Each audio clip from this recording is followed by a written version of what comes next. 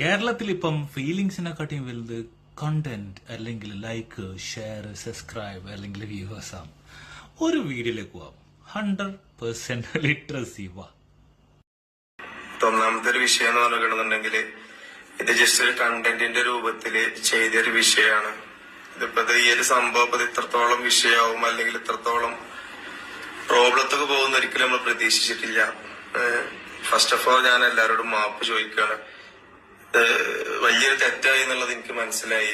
ഞാനിത് ഇത്രത്തോളം ഇതൊരു നിങ്ങളെപ്പോലത്തെ ആൾക്കാരാ തെറി പറയാൻ വേണ്ടിട്ട് എന്റെ സംസ്കാരം അനുവദിക്കുന്നില്ല. ബട്ട് ഒരുപാട് ആൾക്കാർ എന്തെല്ലോ പറയാനുണ്ട്. കാരണം ഈ ഒരു കണ്ടന്റ് ഉണ്ടാക്കിയ ടൈമില് നിങ്ങൾ ഓപ്പൺ ആക്കിയിട്ടില്ലേ ഒരു കമന്റ് ബോക്സ്, ഒരുപാട് ആൾക്കാരെ ഒരു ഫീലിങ്സ് വെച്ച് കളിച്ചില്ലേ.